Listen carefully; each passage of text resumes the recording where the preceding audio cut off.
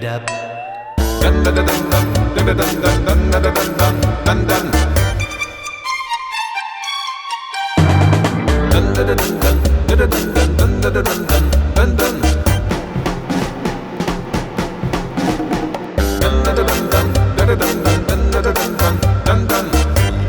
Doobie doobie da, doobie doobie dub dub. Doobie doobie da, doobie doobie dub dub.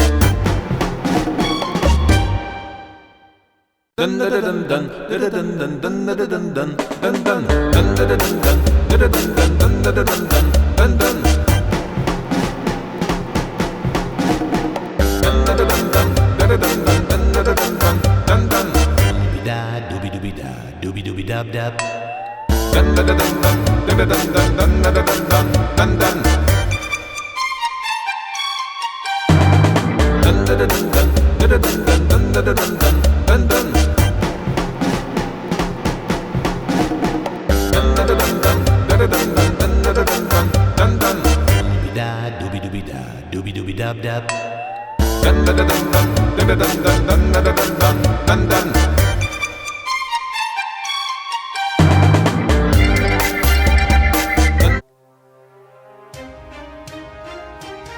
The Dorkening and all affiliated shows are not intended for anyone under the age of 18. The following may contain discussions or scenes that have adult situations, graphic violence, nudity, strong sexual content, and graphic language. This show is intended for mature audiences only. Viewer discretion is advised.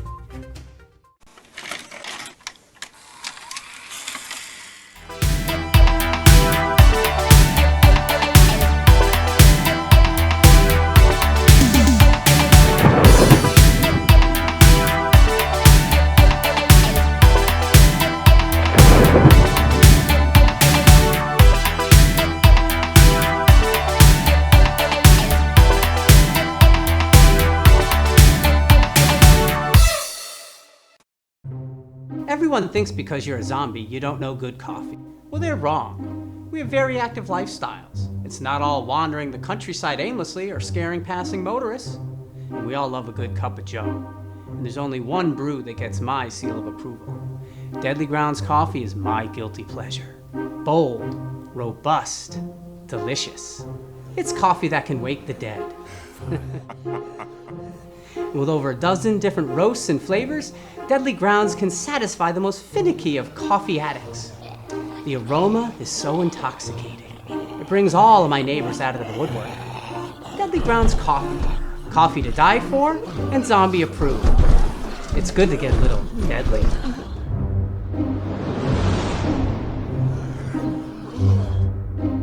Use the front door! Oh, they're so disgusting. And now we are live on another episode of The Dorkening, and it's going to be a fun one tonight. With us today, we have Senor James. Hola, el agua? ¿Por qué? Yo. Oh, God. Hi, everybody. Patrick. I don't know what's going on, and I wouldn't know what to do about it even if I did. That's okay. Somber note, we just got news. Kirk Douglas has passed away. What did you say, Yo-Yo? The ripe old age of 103? Yep. Crazy. So, I mean, Spartacus. He's been in a lot of movies, but damn, like, yeah. I wish I could live that long. Well, for me, Kurt Douglas will always be, for my opinion, is the Maurice LaMarche impression of him on Animaniacs. Is from my mind, when I found out that was Kurt Douglas and who that was, I was like, in my mind, when I hear Kurt Douglas, all I can see is the clips of Maurice LaMarche doing those in Animaniacs. That's because Maurice LaMarche is a national treasure. Yes. No, he so is. Besides Animaniacs, favorite movies, real quick from everybody. Like of all time, or with Kirk Douglas? With Kirk. Fair, Patrick. That's a fair question to ask. that was Leo did super not random. preface it. Patrick, what's your favorite movie? What? Maybe Shaun of the Dead. Oh god, are we getting into like a screen territory? So, like, what's your favorite scary movie? He's gonna show up at your house and hang you from a tree after he guts you. So just Drew Barrymore. real quick, his looking at IMDb, his first credit is The Strange Love of Martha Ivers from 1946. Sure, that's I got that on my Laserdisc collection. I'll probably You do? pop it in tonight and watch it. Nice. I have Betamax. 20,000. Also, but so Leo, do you know our thing has all the shows incorrectly on the screen What do you mean? except for one of them for the ultimate? So on the backdrop we have. Oh, that's an old one. Sorry. Oh yeah, Oh. just a little bit. You should Two of those probably archive or just get rid of them. Yeah. Because I mean, understandable. You got a lot going on. The things like that are going to happen. I do. It would make your life so much easier if you just did that, though. Yeah, I need to delete them. Okay. But anywho, 20,000 Leagues Under the Sea. What else? He was amazing in the Simpsons, where he played Chester J. Lampwick, who was the guy who invented Itchy, and they helped prove that. And he was Bart and Lisa were trying to get him to do some more Itchy and Scratchy cartoons so he could get more money. And he said, "I don't need any more money. As long as I got my health, my solid gold house, and my rocket car, I'm all set." I remember that one. That's actually cool. Well, that's also making fun of Walt Disney and his business partner, who, because Walt Disney is known for creating Mickey, but somebody else helped them develop, or it was got another guy's character and bought it off of him. Well, I mean, that's, look at Bill Finger and what's his Bob name? Kane. Yeah, Bob Kane. I was going to say Bill Knight, and I was like, that's not even remotely close. You. Again, I would have to say Spartacus. Sorry. That's the only one I know. I 20,000 Leagues Under the Sea. Sure, I mean, he also did Spartacus for Xena Warrior Princess, though, so that was awesome too. Oh, Xena. We're gonna cautious. Lucy Lawless. If something doesn't make sense, a wizard did it. Yeah, well, in episode Wizard. Again, Xena can't fly for the last time. I'm not Xena. I'm Lucy Lawless. Oh. Next. Speaking of Xena, I thought you were going to say, speaking of Zex. didn't Sam Raimi direct Xena? Probably the ones with Bruce Campbell in it. Yeah. Well, not all of them, but probably had something to do with it. Could have sworn, and his Well, brother starred in it, right? Or he? Hold on, I need to look that up. I'm looking it up right now. How many people can look up the same things? In the chat room, if you know, definitely post it. He Executive comes up producer. with writing credits right away. He was Executive. an executive producer. Okay. Bruce Campbell directed a couple of episodes. Of course, That- he that helped- might he cut your helped develop it. stereo window there. He helped develop it, and he's an executive producer. Okay. Philip Skricka did one episode. Is that what you were looking for? What's that? Philip Skricka did one episode. Was that what you were looking for? Does Sam Raimi have a brother? Yes. Two. Ted is the more well-known. Okay. So He was the one that he did a lot of the work. He directed a lot of the episodes in Ash vs. Evil Dead. So I'm thinking of somebody else that would guest star on Xena. I don't know. With Kevin Sorbo. No. That he was, was he was Hercules. I mean, he was very disappointed, but disappointed. Whatever happened to he became like a crazy person, didn't he? Oh, to be fair, we're all a little crazy. Sometimes we all go a little mad. No beer and no TV make Homer go something something. Go crazy. Don't mind if I do. You stay here till you're no longer insane.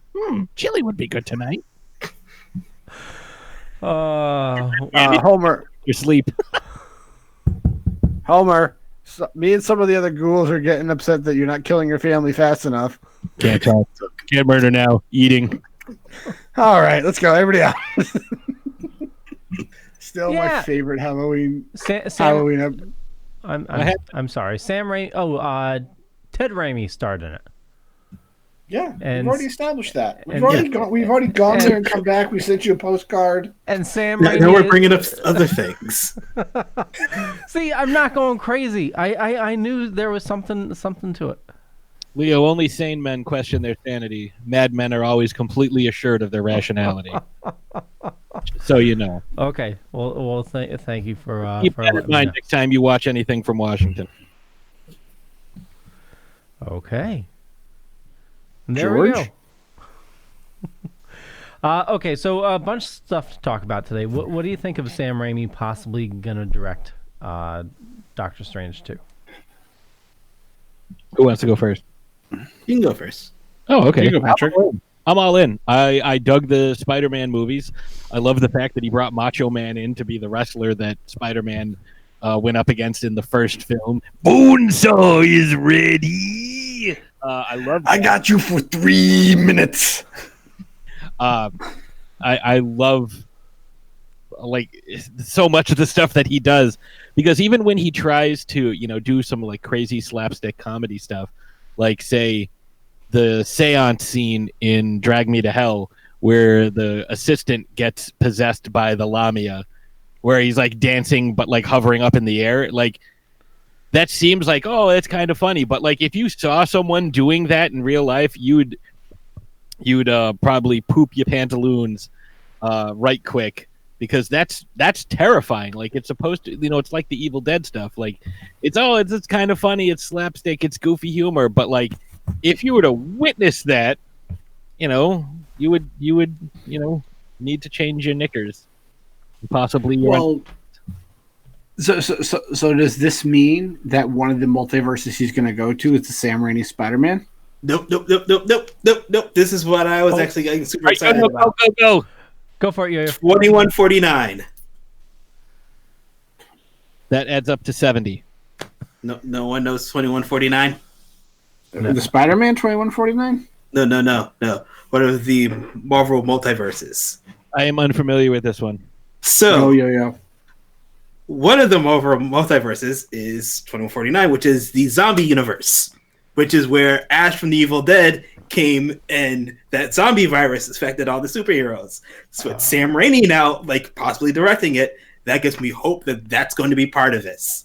I am super excited about that idea. I would not hate that. I would not hate that at all, especially where you're looking at something that's supposed to be, they've been touting this as like a dark horror film. It's got some of the slapsticky stuff. Like, again, James Gunn is pretty good with that. Like if you look at Slither, yeah.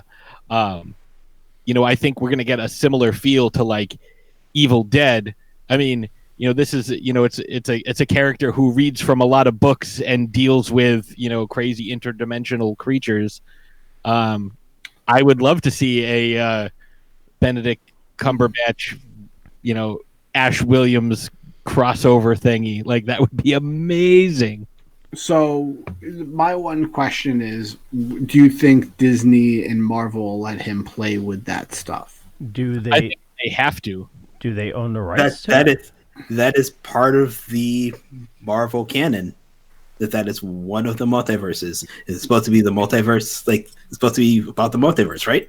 Yeah, multiverse. So it was well within their realm to be able to play with that. But I'm saying, would Marvel do that? I think they Why have not? to, because they already lost one director. Like you're going to get a third director now. Like the movie's supposed to come out later this year, isn't it? No, next year.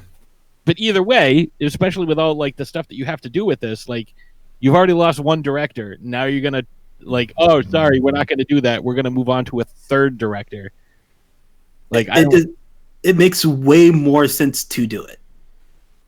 It's supposed to be going through the multiverse. This is part of the multiverse. You have the director who one of the characters that whole multiverse is based after, created that character.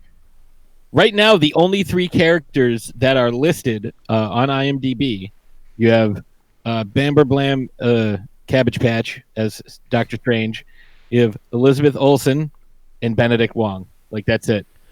Well, you think Benedict Wong had a hard time remembering his character's name? Well, one of the things that we talked about in a previous episode was they're probably trying to shove way too much into this. That could be one of the reasons why the director left. There's too little of a time frame to do too much. And they're probably going to try to shove as many of the multiverses in there. So if they do an Ash multiverse, it's probably going to be, maybe like a 2-minute segment?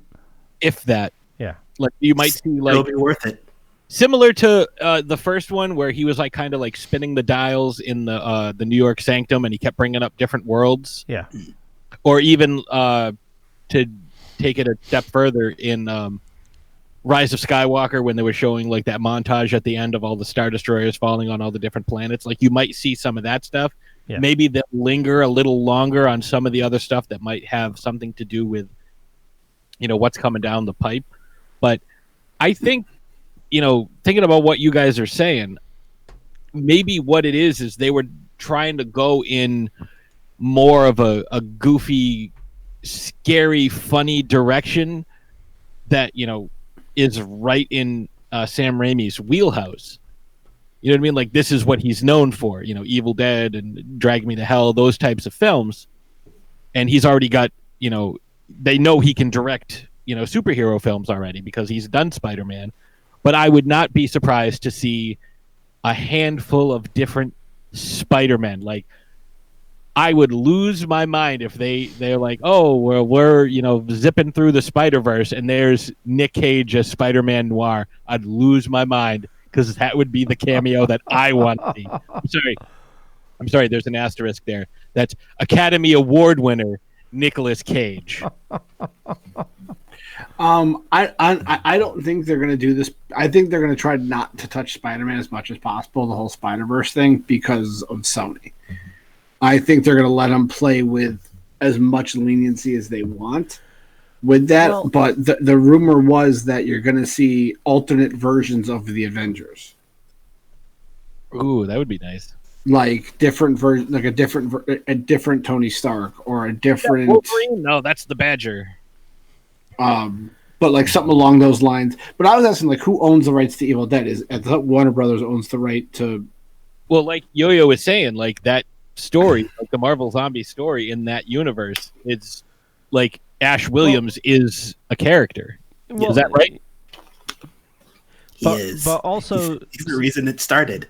Yeah, but also Spider-Man obviously is a Marvel character, and there's rights issues with that because of Sony. Yeah, if they throw Sony a few bucks, like they can feature a little bit. It's great cross promotion for Sony as well. I wouldn't be like I said. Bring Venom in. Yeah. Good way to tie everything together. Carnage. Venom comes out later this year. That's October. I'm just like I said. I'm interested in him. When I read that, I was like, okay, that's not that bad of a director to pick. Like Patrick said, he's worked. It would be something that he's already done. So he already can handle working with Marvel and how Marvel operates. And it's such a well-oiled machine now. It's literally you can drop a director in and the machine will still run. Or you pull out the director, the machine will still run. So, I mean, I volunteered to direct it, but they didn't call me. They called Sam Raimi because he's got a little bit more of an impressive resume. Plus, I've never directed anything and don't know how. I could see them, maybe throwing in his Spider-Man into the multiverse. Just a glimpse. Because that Spider-Man wasn't touched in Snapping in the Spider-Verse as well. It was hinted that he is the Spider-Man from Morbius. Oh yeah, because they use the poster in the back. Yeah. Yeah. I mean, it's still going to be Tom Holland at the end of the day, but Yeah. I know Tobey Maguire has been asked numerous times about would he ever come back, and he said, "Yeah." I mean, I think at this point in time, unless you're like Meryl Streep, but even then, I could see her coming to be like if Marvel knocked on her door, "Hey, we want you for a part." You know, you're gonna really say no to that. Spider-Man. Aunt May, because she could be the 35th Aunt May, even though Marshall Tomei is. She could play Spider-Man. She could be Spider-Man. She's that good. Meryl Streep could play Spider-Man. Tobey Maguire, can you play a teenager? I'm 45, but I'll just talk like this. Well, so with the history of the mouse, kind of kiboshing filmmakers like mid-movie, you think they No, will... her name is Kathleen Kennedy. Let's call it what it is. Okay. I think with Doctor Strange, with so much writing on it, that they really needed to hit it out of the park. So I think this is really smart if they do pick Sam Raimi to direct. I agree. I wouldn't mind Sam Raimi doing him like what they're doing with what they did with like the Russo brothers. If his movie's really good and sets the tone for that phase, give him another chance, like in a tentpole movie. Yeah. Like if this is setting up the next arc, a next story arc for some movies between Phase 4 and 5, give him Doctor Strange, give him, House of something. M. Well, I think that's WandaVision. I know, I but think something like that. Yeah. Like an ambitious crossover. And just to continue the story in his vision, if this is going to be one of those like how, but like how Civil War was like the thing to kind of push you into Infinity War and Endgame. If this is going to be that type of movie, I see it's very hard for him to push that in, like give him another movie in the rain, because it looks like all the directors are lined up. But like I said, that first Avengers movie come out probably in Phase 6. That wouldn't be a bad landing spot for him. Yeah. The only guy I would rather have over Sam Raimi for this particular project would be like Guillermo del Toro. Like his vision of, like, because we've seen what he's done with Hellboy. I want him to do Justice League Dark so bad. Oh, that would be amazing. That would be so good. Like, I just see him playing more in the DC sandbox than the Marvel sandbox, unless he was going to do a Marvel zombie movie. Ooh, that would be good. Throw him with, or give him a Constantine reboot. Yeah, but I still want him to do the Haunted Mansion Or Etrigan. Yeah, Although Etrigan is very similar, like tonally, to Hellboy. Like, I know it's not exactly the same, and the stories are very different, but tonally, it's about a demon working on the side of good to do stuff. But yeah, I'm with you. Justice League Dark. Give Patty Jenkins a Zatanna movie too. Yeah, and then give me a Haunted Mansion movie. That you already have one with Eddie Murphy. No, give me a good one. Eddie Murphy isn't good enough for you? Unbelievable. I'm telling him you said that next time I see him. You tell him that, and then he'll go to bed with all his Dr. Dolittle checks. Yep. That's true. Dr. Dolittle? Yeah, he was in the original one. Not the original one. The one that came out in the 2000s. For our lifetime, the original one. The reboot. The one in the 50s, Yeah. when we were youngins. So not the one that just bombed at the theater. No, that was Iron Man that was in that. Yeah, I know. Speaking of movies bombing, but hopefully not, Birds of Prey? Birds of Prey comes out tomorrow. Have fun. I honestly think you just missed the kind of... Well, I know this because I listened to Chris Rock's jokes. You missed a good transition to talk about something else. Oh, what did I miss? Because they're neighbors. Chris Rock and Eddie Murphy for neighbors. That's one of the... I'm sorry. You know my transitions are terrible. Yeah. Yeah, it's pretty bad. Yeah, so Yo-Yo, what should I have transitioned into? Actually, I'm going to leave this to James because I only saw it. I couldn't hear a thing. So last year, it was announced that they were coming out with a sequel to Saw. Shocker, there's only 9 of them, and there was a little 8? break in. I thought it was Saw, the final chapter was 9. That was 8. That was 7, and then Jigsaw was the 8th one? Yeah. So this is So they said they were doing a sequel to Saw, and it was going to be headed up by Chris Rock. And I think it was he was writing and starring in it. This is going to be the 9th. Yeah, we Yeah, just we established established that. Okay. no. He's just making sure because Well, we well, both came up with different numbers. Yeah, you had 1 through 6, you had 3D, and then Jigsaw, which I know you mentioned Jigsaw. Well, before the show, we established that me and James didn't go to the theaters to see anything past 2. So, Two.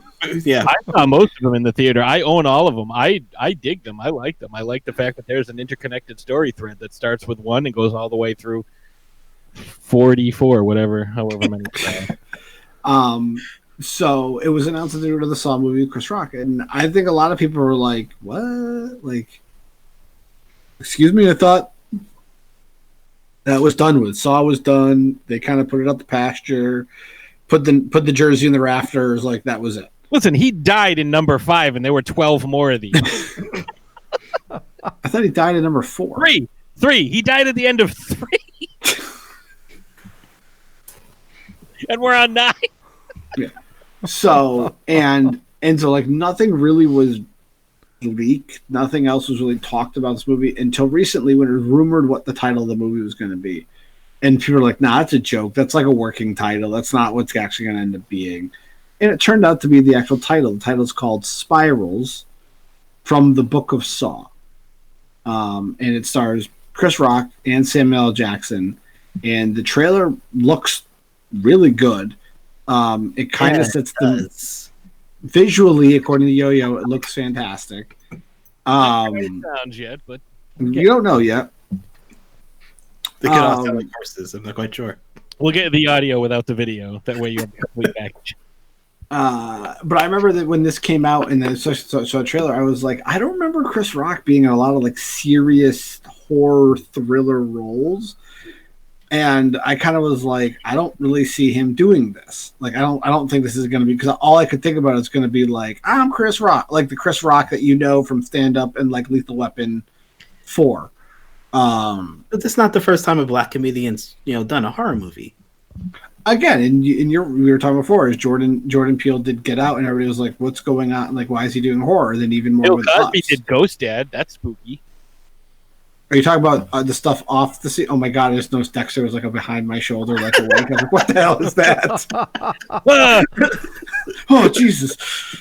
I'm sorry. I've been listening to way too much lore lately, so like I'm a little like tedious and on edge. But again, like and Jordan Peele proved everybody wrong with Get Out, and even more with Us, Us. And but like Chris Rock, it kind of was back in my head. I'm like, I don't see him. I've never seen him in these roles, so I don't know what to take him as. Like, is he going to be goofy? Is he going to be serious? What exactly what type of character am I going to get? In the trailer that you see, it looks like he's really takes control of this role and runs with it. So I'm curious to see it. I like it's in the middle of May too. It's not like a Halloween movie. I always like horror movies that come out like unexpectedly and kind of not set in the window of horror films. So I always think is either like Halloween, like a Halloween from like September to November. So, by the way, we have corrections from Wolfie on YouTube. No, he was in the remake. The original came out in the 60s with Rex Harrison. And then Dr. Doolittle. Dr. Doolittle. And he loves the Saw movies, but it does get muddy between 4 and 5 with the story. I hope another trailer drops with Spiral. The first trailer was just okay.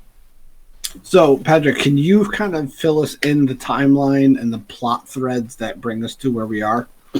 If this takes place in the timeline, so the final movie is actually it's weird because it takes place after the original Saw murders, but there's a lot of time jumps back and forth in that movie, which explains why Tobin Bell is in it as John Kramer. I mean, it starts off as, it was kind of like an independent film. And the second film was actually a movie called The Desperate, which they sort of, repurposed into a Saw sequel when they found out how well that Saw did. And then they moved on to Saw 3, which introduced, some new elements. I don't want to, bog you down with a ton of details, but, there were little things that each movie had in it where you weren't entirely sure of the timeline. Like 3 and 4 kind of take place at the same time, but they're just in separate locations. And he dies at the end of 3, but continues because he's got apprentices. And again, you see little things like, an envelope with someone's name on it. And, that character might not show up for 2 or 3 films, or, in the third one, what happened to the little girl that was in it, and you find that out 2 movies later. And there's little things that go through each film that it does get a little muddy. If you watch them all consecutively, you get a complete coherent story, but the timeline jumps around quite a bit, which is kind of the only way they can get Tobin Bell to be in all of them. Because they make a big deal about, he was dead, and, he was, how is this still happening? Is it a copycat? Is it an apprentice? Does he have more than one apprentice? How can this person, do this trap? And how can, there's a lot of interest. I love the actors. Donnie Wahlberg's at the end of the second one, and he shows up again in, the 5th one. It's really they'll bring back a character that you totally forgot about only to kill them. And it does get kind of, over the top ridiculous when it comes to, some of these kills. It does turn into just over the top gore and torture just for the sake of over the top gore and torture. I think that's what turned me off about them. But the story's still solid, and it still tells a complete story all the way through. And they were coming out once a year around Halloween every single year from 1 through 7. It was every year that these were coming out. And again, they were, one of the things I like in storytelling is when a character or the writer or director, whoever, drops a little hint for something and then they kind of throw it away. It's the Scooby-Doo thing. It's the innocuous secondary character that's introduced and then forgotten, and then turns out to be the bad guy who runs the haunted amusement park at the end. It's never the guy you think it is.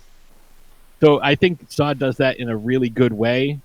You look at Jill Tuck, his wife, gets a package, and she looks inside. It's a box, and she has a key around her neck, and that key just happens to open the box that was in his will, and she opens it up, looks inside, sees what's in it, closes it, but you don't find out what's in it for 2 movies.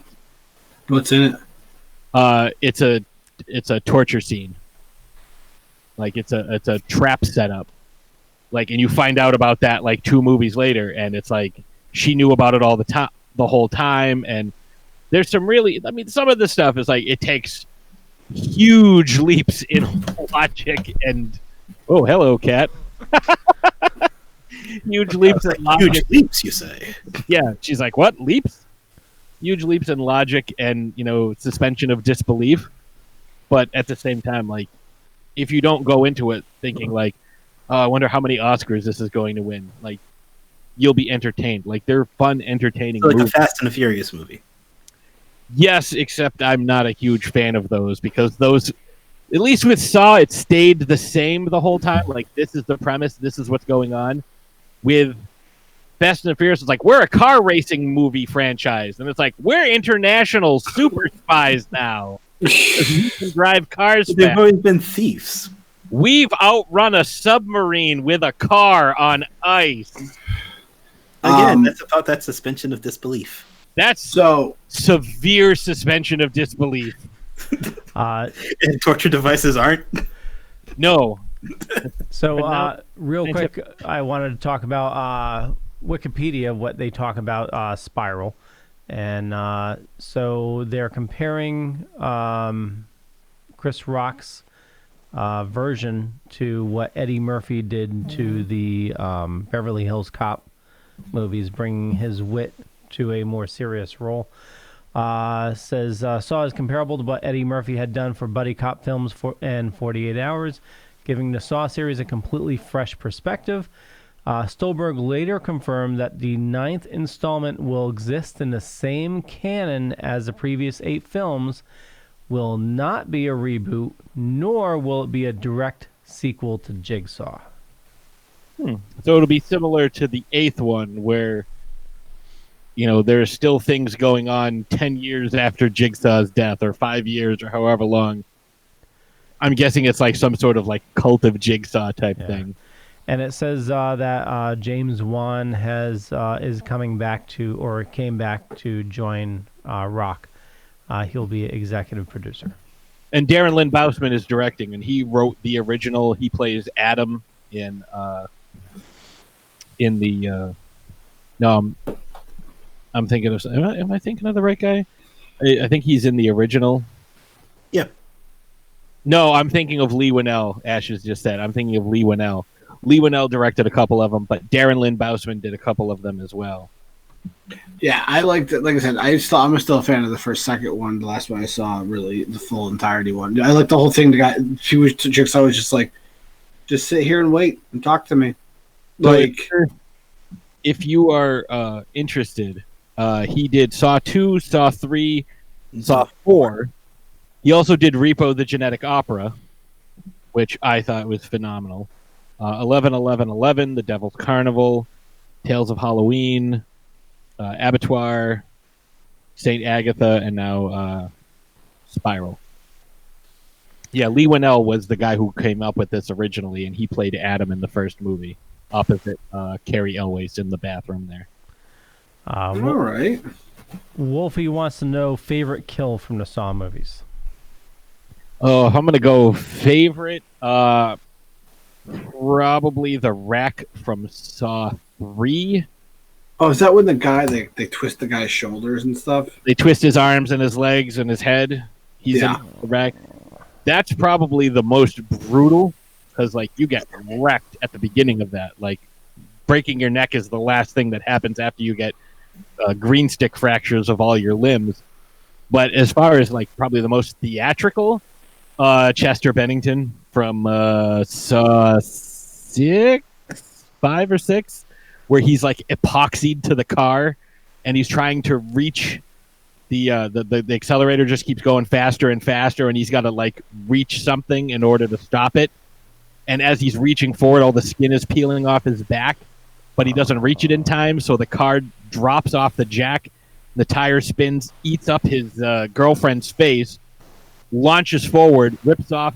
It's attached to a guy behind him who's got chains on his arms and his jaw, so it rips his arms and his jaw off, plows through a guy that's attached to the garage door, and then he hits, because they're in a junkyard, so he hits a whole bunch of garbage and stuff, and that's when he gets ripped right out and goes through the windshield. So that's like ultra mega, Mortal Kombat combo right there.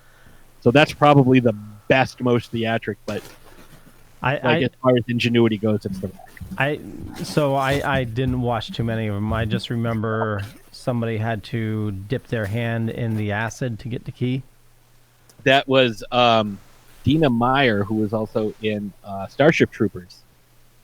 And she had to dip her hand in the acid to get the key, but the key didn't work in her lock because that was Saw 3, I believe, because all of the traps were inescapable that she was put in. That also features Jay LaRose, who had all the metal rings in his body, and he had to rip all the rings out. One in the middle of his hand, one in his jaw. But even if he he didn't manage to get them all out, but even if he did, the door was welded shut, so he couldn't escape anyways. So that was one of the ones when they're like, are there, like, is there a copycat? Because none of these traps are escapable. Like, the whole thing was Jigsaw wants you to appreciate your life. You can't do that if you maim yourself and mangle yourself, and then you can't escape the room. Like, you don't appreciate your life. Like, it's hopeless. Like, that's the opposite of what he wanted. So mines would have to not be a death, actually. The needles pit. Oh, Like, just that was just. Ugh. oh when Frankie X throws Yeah. into the pit. Oh, That yeah. just. Xavier, that was his name. I watched how they did that. I thought it was really cool. They took a bunch of like fiber optic cable, replaced all the needles with fiber optic cable, so obviously it wouldn't hurt her. But like, it still looks off. Like when she's raking her arms, and it gets stuck in her. Oh, Yeah. what am I being? That's super visceral. Like just that. Just. Oh, thank God, my insulin. Angela says the guillotine for her, it was in 3D. Oh, the guillotine on the track? Is that what she's referring to? I think that might be because that was for Jill Tuck. Oh, that was in a dream sequence. What about you? Costa Mandalore even says, the worst thing about killing you, I can only do it once. James, have any? I'm a huge fan of the first one. I know it's not really the biggest of the challenges. I just think I'm super lame with mine. But the first one was such a good movie. It's still like one of my favorite. For me, it's always going to be when he tries to cut off his leg. Like, I'm sorry, like even that was just like, and how he does it is crazy. I have like 2 honorable mentions though. It's the second one where she's trying to get the key and she's Oh god, the razors. She puts both hands instead of like the other hand. Let me get my hand down. Yeah. She cuts herself and dies that way. And the other one is I've only seen this clip. It's the one where like these guys are in like a glass bedroom or something like that, and it's 7. I believe this is the buzzsaw back and forth with the girl above them. Mm-hmm. Yep. And they have to choose. It's either her or either one of them, and they decide to kill the girl because she's cheating on each of them with each other. And it's in a glass open thing in the middle of a park. Yeah, and everyone's just taking pictures, and nobody calls the police. No one tries to help them until the she gets cut girl. Down. Yeah. Yeah, ooh. That one's messy. That one's real messy.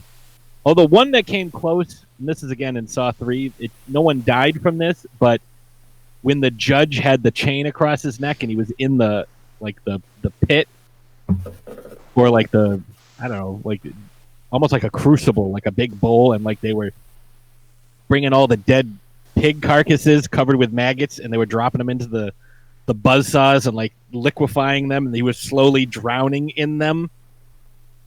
That to me, that to me is probably the worst one. Like that would be the worst way to go. But he lives through that, although he does get shot in the face later on. Yeah, that it got to a point like I like horror films and I like suspense. But those, like Patrick said, got to a point where they were just like, I'm like going to be sick watching. Like, how is this, like, interesting? Like, how is this enjoyable? Literally seeing, like, people get, like, ripped to shreds. It depends on how they're getting ripped to shreds and who's getting ripped to shreds. Because sometimes that can, like, the Nazi guy getting his face melted in, was it not Temple of Doom? The first one, Raiders of the Lost Ark. Like that was fun. Like that was a terrifying death, but that was still pretty fun. It's like, take that, you Nazi. Where's the one with the ice? The big blocks of ice. That was Donnie Wahlberg. That was also in 4 4 or 5 or 6. No, it's 4 or 5. Yeah, because does he get his head smashed in with two giant blocks? He's standing on a block of ice, and then the 2 blocks of ice come down and smash him. There is another ice thing, and it's again from 3, where the guy has the choice of trying to save the woman who didn't testify about the guy who killed his kid, and that's the guy who ends up being in the rack later on. And he goes to try and save her, but he has to reach to get the key, and the key is like way behind all these pipes, and his face gets stuck to the pipe, and he has to rip his face off, and like big chunk of skin gets ripped off while he gets the key, but it's too late, and she gets frozen by all the water spraying on her, and he can't get the key in because it's just glazed with ice. Yeah, it's rough. Or when they had to pull the fish hook out of the girl's throat, like she had swallowed a fish hook and they had to pull it out. But if she screamed or made any noise, like these 2 spikes would come into her neck. So he's like, you got to be quiet, you got to be quiet. And he's like yanking on the fish hook and it's like stuck in her. Okay. So let's talk about... Tap out. I'm tapping out. This stuff doesn't bother me that much. Yeah, but it bothers me. Have you seen the new Rambo where he like rips the guy's collarbone out and starts pulling on it? Like, that's way worse. So Lock and Key this Friday. I don't know what that... I know it's a comic, but I'm not familiar with it at all. Yeah. James's baby sense is tingling. Is that what's going on? James, your baby sense is tingling? No. No, we're good. Okay. If you need to run, just tap out. Lock and Key, based off of a graphic novel, best-selling graphic novel. So I saw the trailer. I'm looking forward to it because I've never read the comic, and the trailer looks really good. And I like how, again, it's 10 episodes, and it looks like they're going to tell a and it looks like it's creepy. Like, my big thing with a lot of horror movies or like thrillers is if you can't set the atmosphere, you're going to fail. And it looks like they have that atmosphere very, very much established in the trailer. And that was my big thing with like House on Haunted Hill was they had me with the atmosphere. They had me being like, something is wrong with this building. Something's wrong with this house. And if that is the continuation of that, I'm on board. Yeah. It seems like the Netflix shows have really been just phenomenal lately. I mean, Lost in Space. Well, they're trying to keep people. Yeah. You have good, source material to borrow from. Well, yeah, I mean, I've been watching The Watcher, and the first thing I thought of watching The Witcher. Yeah, The Witcher. Why I say The Watcher? I've been watching. I've been witching The Watcher. Who watches The Watcher?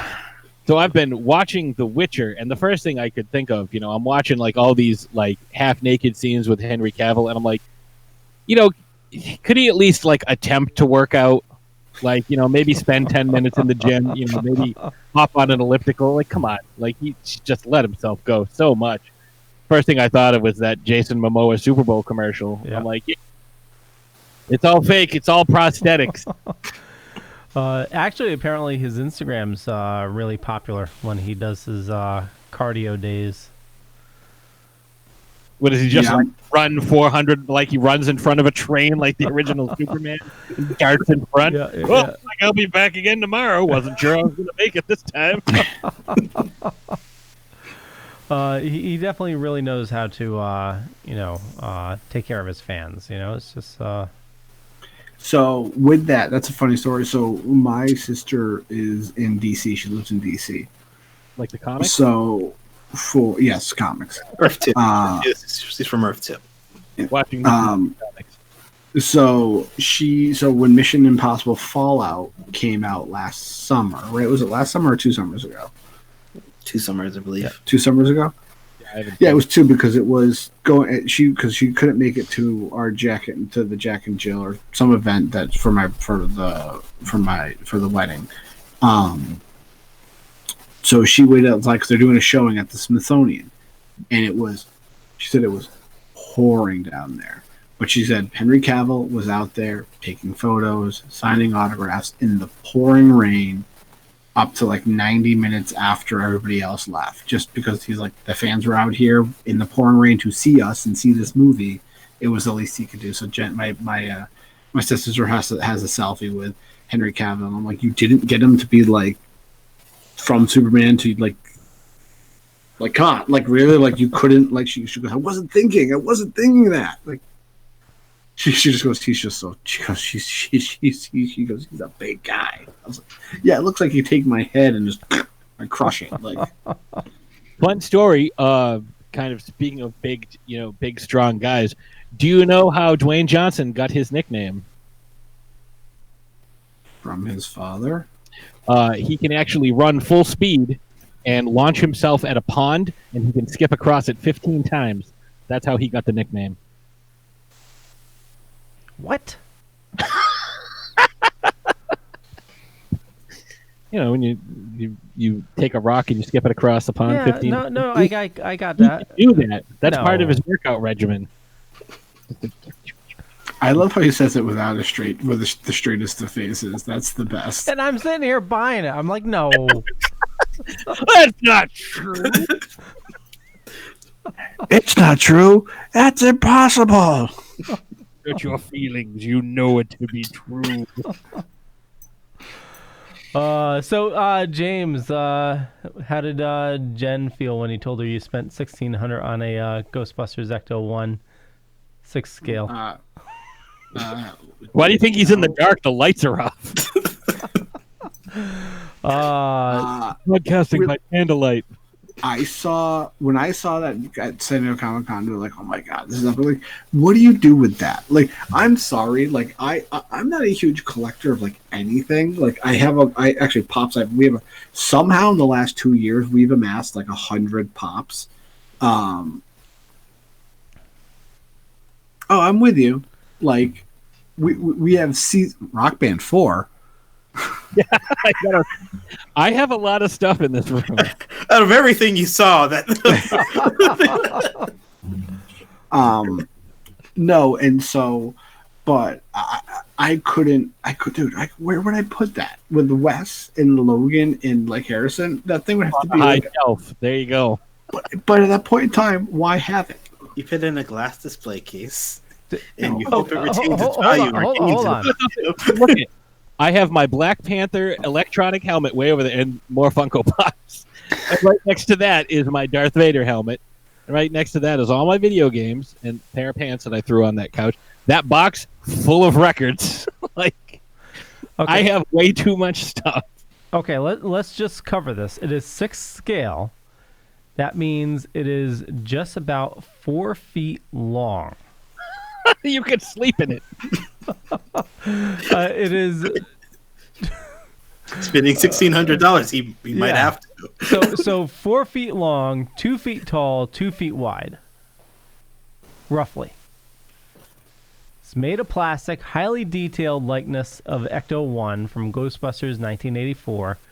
Accurate roof rack. 1,600 better be highly detailed. Slightly detailed. It kind of resembles 600 and made of plastic. What kind of budget is that? They spelled Ecto wrong, but It's the logo's crudely drawn. Yeah. 45 toasted to marshmallow. 45 LED light up functions on the interior and exterior. Siren sound effects, rotating light bars with 2 motors. Audio play with USB and micro SD plug-in. Takes 26 double D batteries. What are you going to put on a micro SD card to fit in this car? Like, can the radio work? Am I going to be able to like listen to music? For $1,600, better get serious. All it plays is the 8-bit Ghostbuster version from like the video, like For at least a Bobby Brown song. Too hot to handle, too cold to hold. You call the Ghostbusters and they're in control. They're throwing a party for a bunch of children when all the stuff was under the building.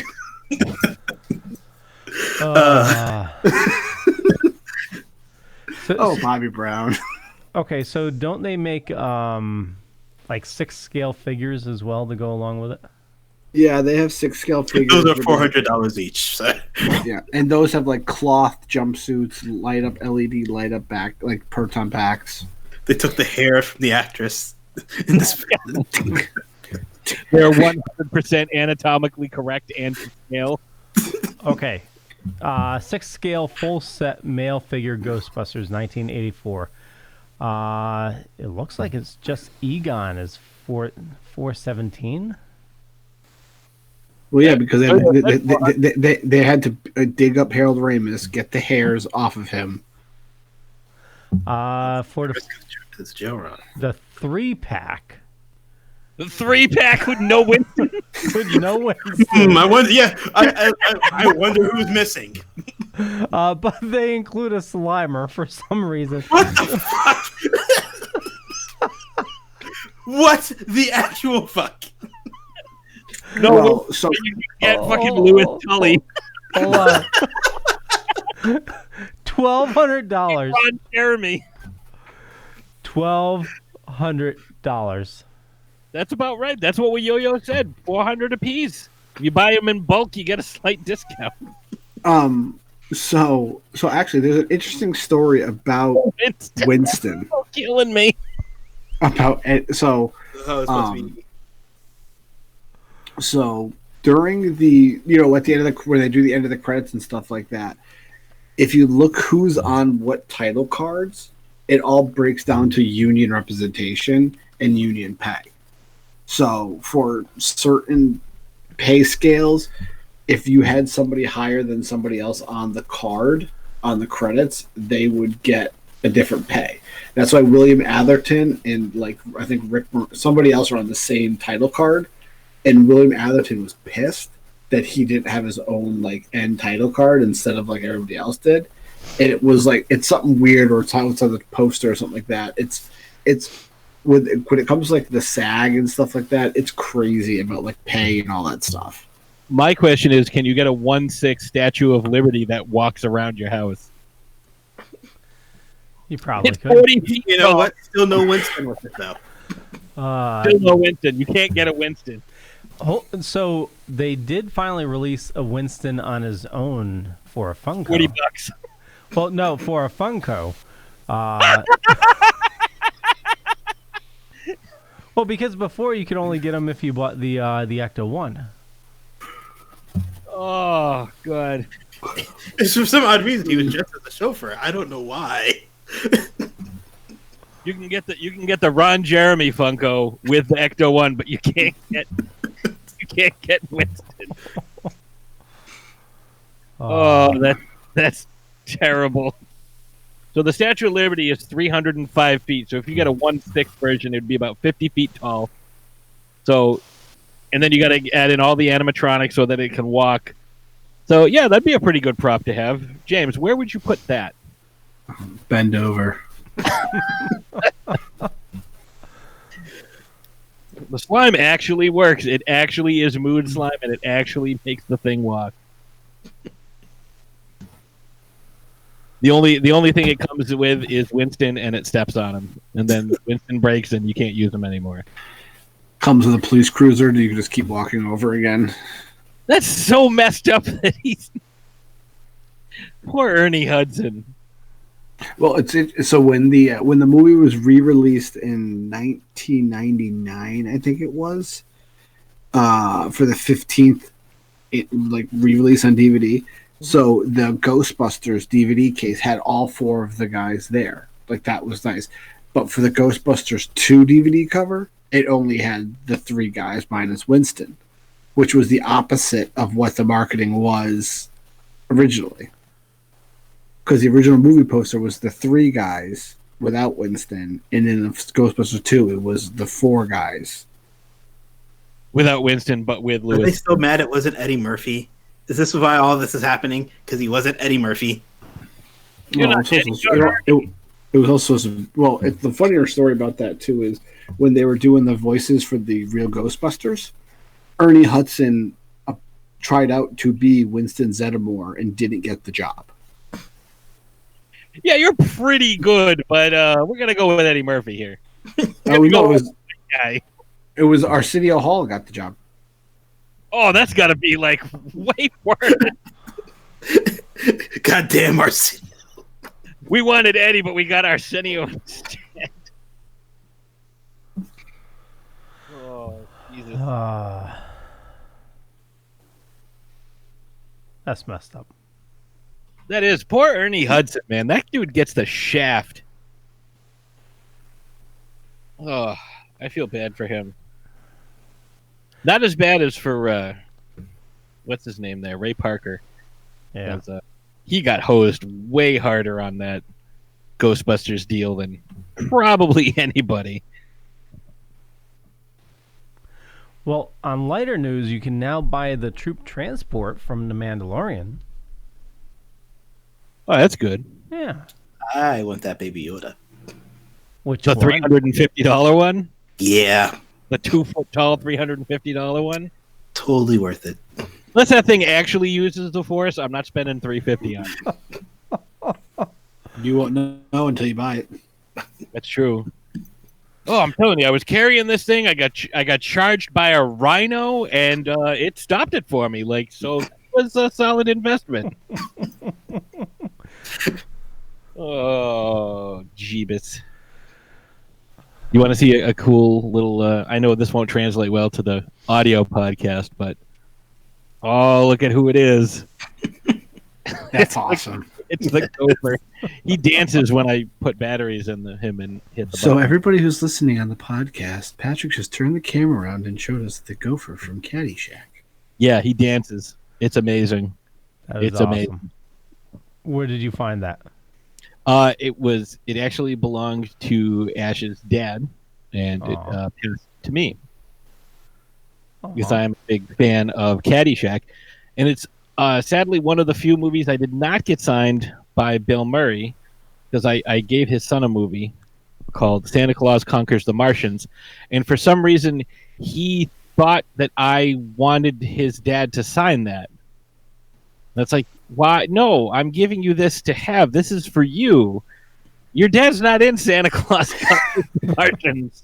I thought this would be a fun one for you to check out. Like, it seemed like a fun, crazy movie, and it was $1 at Target. So he's like, "Yeah, Thank you. my dad wouldn't sign that." I'm like, I never expected him to.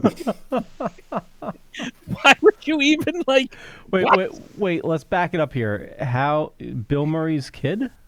Yes, I worked at a boarding school where Bill Murray's son attended, and that is how I met Bill Murray and got all my autographs. Oh, so you actually have a Bill Murray autograph? Yeah, he signed Ghostbusters for me. Have I not shown you that? No. No. Well, the problem is there's a lot of fake Bill Murray autographs out there because he rarely signs stuff.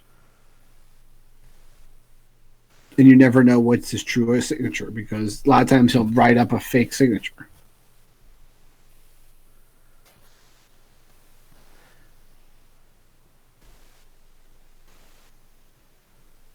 We are waiting for Patrick. Waiting in silence and anticipation. Oh, that's cool. Okay.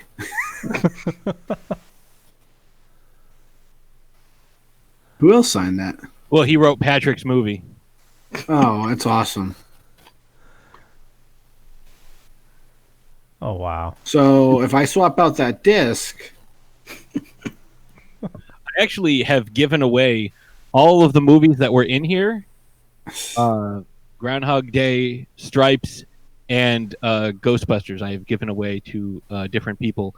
Actually, the Ghostbusters that was in here, I actually gave to a friend of mine for whom I was best man at his wedding, and I didn't have a wedding gift for him. And I was like, just give me some time, because like I didn't have any money. I was like, give me some time and I'll get you something. And he personalized it to them. And I was like, here you go. And no one believed me at first. I'm like, no. The Stripes one actually also got signed by PJ Souls at Rock and Shock a few years ago because I was like, oh, I have this. She goes, that's a fake autograph. She goes, because Bill Murray doesn't sign anything. I'm like, he does when you work at a boarding school and his son likes you. She goes, really? She signed the disc. She signed it in like 2 or 3 different spots. And I used it for a fundraiser for Trick or Treat Radio because they were trying to get a an air conditioner for the studio. And since I was in the studio all the time, I was like, this benefits me as well. I was like, I can get one of my 6 autographs. So again, like I said, so if I give you, I'll swap this. I mean, I would be open for a trade for that. I have nothing. I have nothing to trade. I have my love. That's it. I mean, you never know what's valuable and what's not. I'm a good cuddler. Oh, well, that right there. But we have to make sure we film it so it's porn and not prostitution. Fact. It's a parody. Well, The Boinkening. Welcome to the Dorkening Network. I'm your host, Leo Schlong. And Patrick Ribbed. For your pleasure. On that note, I think Probably a good spot. It's probably a good spot. Man. that's a really, really good spot. That's what she said.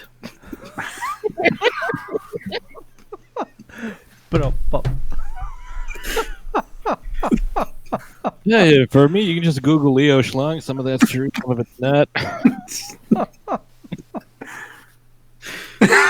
I don't know what to do with that. Good night, everybody. Good night and have a pleasant tomorrow. Yeah. Patrick, where do you like people following you? I would like people to follow me. The best place is throwdownthursdaypodcast.com. That has links to all the social media for my show, Throwdown Thursday. My other show that I do, my supplemental show, Shark Bites Podcast. You can get the latest episodes of both shows on there. You can get my latest articles, updates. You can buy Deadly Grounds coffee. You can shop for T-shirts at Teespring? TeePublic. That's what it is. So you can this and look and support your favorite shows, because all the shows have pretty much all the shows. Like I have my sweet Dorkening shirt. You can get a Dorkening shirt. You can get a Throw It On Thursday shirt. There's lots of stuff on there. And I want to plug a little something. My buddy Michael Neal is looking for extras. If you have any Renaissance or fantasy type cosplay gear, and you can be in Gloucester, Massachusetts at Hammond Castle on March 14th. He is looking for extras for his amazing mystery project. So if you are in the area and that's something that appeals to you, definitely hit me up. Check out Throwdown Thursday on Facebook for more details. And so if you want to be in a movie and that's your wheelhouse, definitely check it out. If you are unfamiliar with Hammond Castle, they did a really cool Game of Thrones event for the premiere of season 8. Like, it is a legitimately huge castle, and they need a lot of people to fill up that whole area. So if you are in the area and you are interested, Michael Neal, Neel, send him a direct message and let him know you are interested, or check out Throw It On Thursday podcast, and you'll see us on Facebook. I posted it in there, and you can check that out. So, yeah, if you're interested. Awesome. There you go. Yo. Boy Meets Phone on Instagram, Twitter, Facebook, YouTube, wherever you're doing your social media. I should probably be there. Maybe. Sometimes. Yeah, I guess I'll do it. But also, Yo Saint Laurent on those same social media channels. And, of course, you can find me here. James? You can find me at Leo Slong on Twitter and Instagram. Okay. No, you can find me at Longtime Storm on the tweets and the Instagrams, as well as here on every Wednesday night for the Dorkening. As well as, I don't know, anytime Leo wants me on a show or wants to do something silly or ridiculous or anything of the sort, just check out thedorkening.com for all of our shows. And go watch Picard. My big thing is it's really getting good, and I've actually started rewatching season TNG with Harrison, and it's, you watch it and you're just like, oh, okay, like I see where they're going with that, and you learn more about the characters. You're like, oh god, this was such a good show, and I'm halfway through season 3, so I'm sorry we didn't even talk about it tonight. Next We can talk about it next week. Yeah, yo, that's your job is to get caught up. I'm only one episode behind at the moment. I mean, Well, as of 3:00 tomorrow morning, you'll be 2 episodes behind. I'm only one episode in. I'm watching The Watcher. And for me, just Google Leo Pond. You could be it could be true, could be false. I'm not going to say what is what. Thank you, James. You up so bad. You guys fuck me up. Just some heads up. If you're planning on going to Wicked Weekend, do some searching online. There's a bunch of news about it. A lot of people talking. Doesn't look too good. But definitely do your own research if you're planning on going to Mystic shortly. But on a brighter note, some awesome announcements for Terrificon. Phil Lamar. I got his picture right up. How did you know I was looking at him? I don't know. That was the most recent one I saw. I'm excited. I didn't meet him last year. I met Maurice LaMarche instead. I met Phil Lamar before. Awesome dude. Kevin Conroy. Let's see if he can pick up the theme. Susan Eisenberg. Justice League. Michael Rosenbaum. Justice League. George Newborn. Maria Canals Barbara. Wait, did you say F. Murray Abraham? No. I might have to go to that one. Like I said, Kevin Conroy and Maurice LaMarche are my two guys. Look, I've always wanted to meet. And also Mike. Also, I want to meet Lex. Yeah. And Impastor. Oh my God! Did you guys watch Impastor? No. Go find Impastor. It's Is that like Velocipaster? Almost. Velocipaster is awesome. Velocipaster was. So if you don't know what Velocipaster is a pastor that, sort of like a werewolf syndrome. He turns into a velociraptor, fights ninjas and stuff like that. It's hilarious. Friend with the hooker. Yeah. But Michael Rosenbaum had a awesome short-lived series. It got canceled way too soon. I think they did 2 or 3 seasons.